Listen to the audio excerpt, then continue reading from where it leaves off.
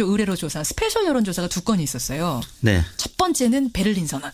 그렇습니다. 예. 저희가 문재인 대통령이 독일 방문 중이던 지난 금요일 7일에 조사한 내용인데요.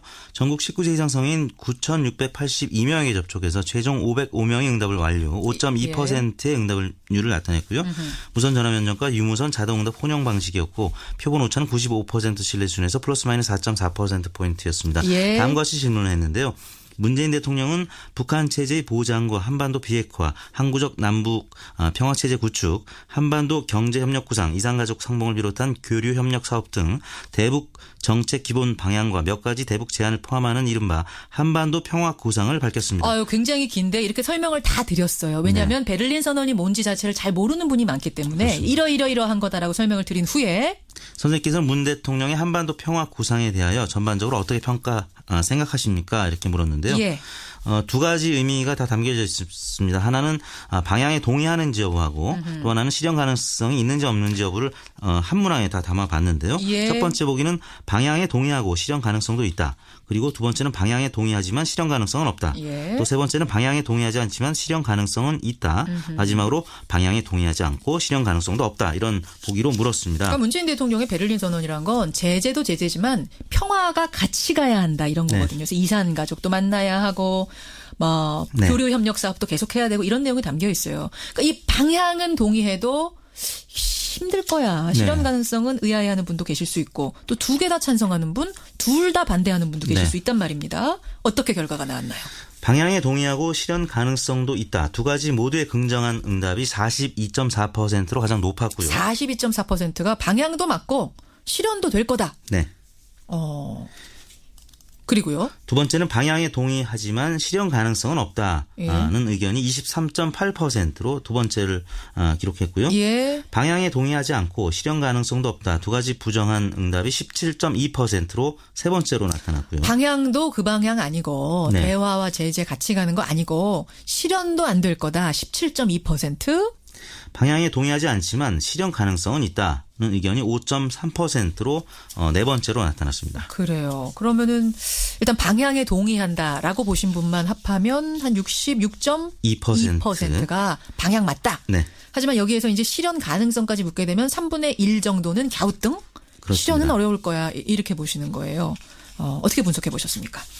그리고 또 실현 가능성만 본다면 47.7%가 실현 가능성이 있다. 또 41%가 실현 가능성이 없다. 오차 범위 내에서 6.7%포인트 실현 가능성이 있다고 응답을 했는데요. 실현 가능성만 또 따로 떼서 질문을 하셨군요. 네. 예, 예. 한 문항 이제 2가지 척도를 다 담아봤습니다. 예, 예. 여하튼 방향성에서는 3명 중에 2명이 동의해서 66.2%가 긍정평가를 했고 다만 실현 가능성은 북한의 입장이 지금 워낙 변하지 않고 있기 때문에 예. 오차 범위 내에서 실현 가능성이 있다는 의견이 소폭 높게 나타났습니다. 이게 어느 당을 지지하는가에 따라서도 좀 결과 차이가 있습니까?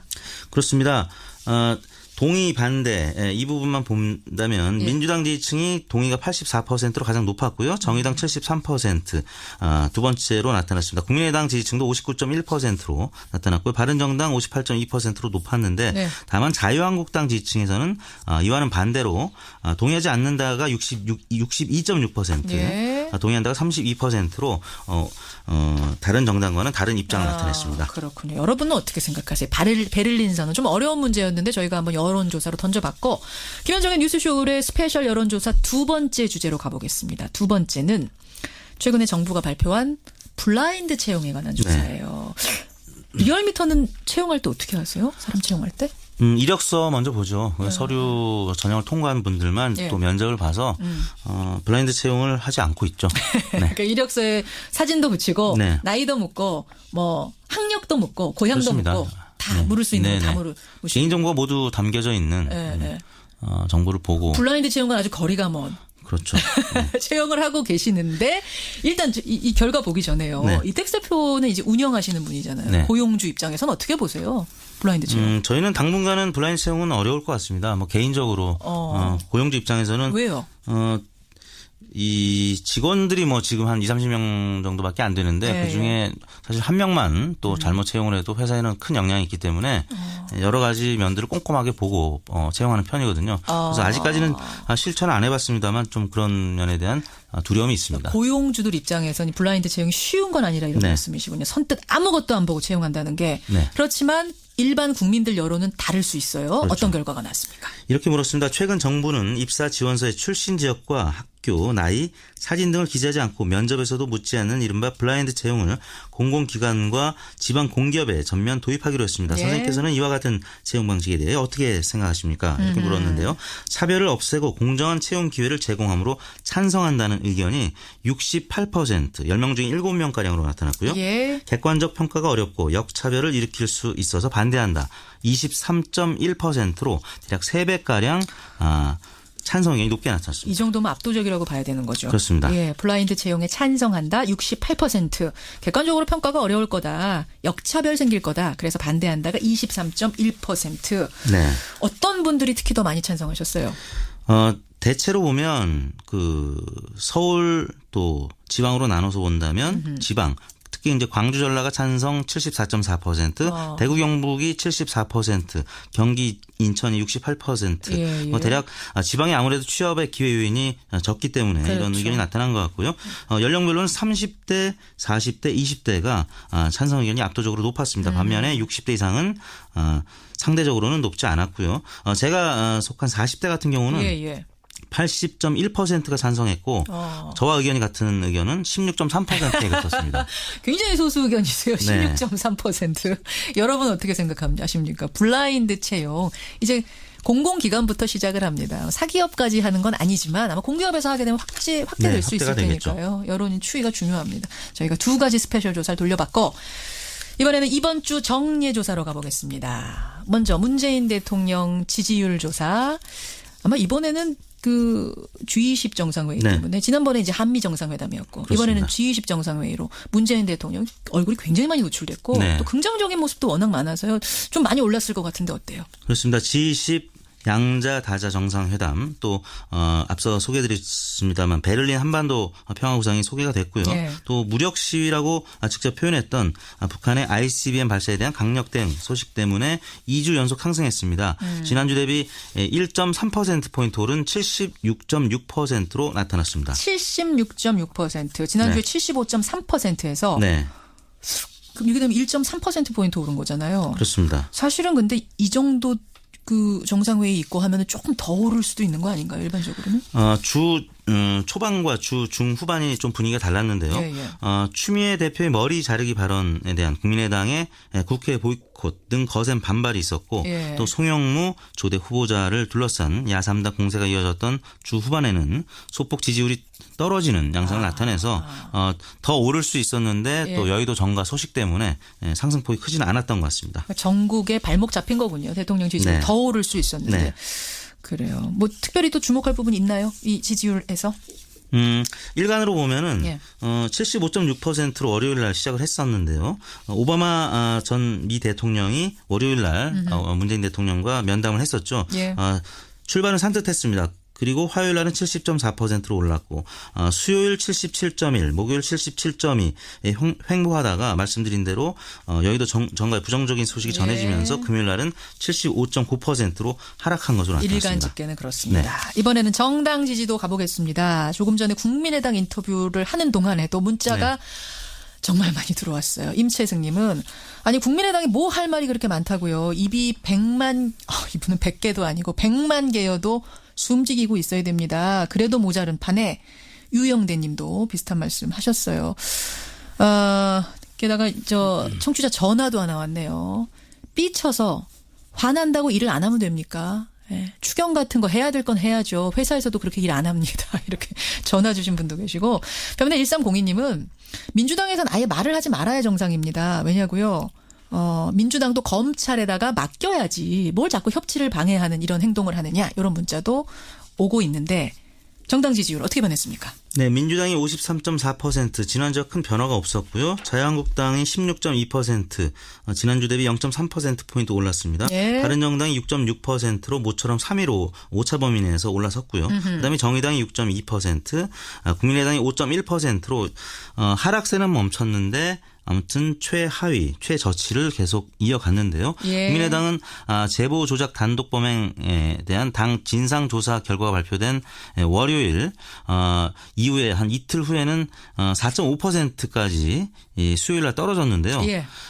추미애 민주당 대표의 머리 자르기 발언이 있은 다음부터는 소폭 반등을 해서 5.1%로 마감이 됐습니다. 여전히 최하위입니다. 네. 정의당, 바른정당보다 낮은 5.1 기록하고 있는데 다만 지난주에도 5.1. 네. 더 떨어지는 것만 지금 살짝 멈춘 상태. 네, 일간으로는 4.5%까지 떨어졌다가 다시 머리 자르기 발언 때문에 좀 반등한 근데 이게 것 지금 같습니다. 어제의 그 구속영장 청구는 안 들어간 거잖아요. 그렇죠. 반영이 안 된 거기 때문에 네. 지금 어떻게 됐을지 구속영장 청구가 또 어떤 결과를 만들어낼지는 조금 더 봐야 될 것 같습니다. 네.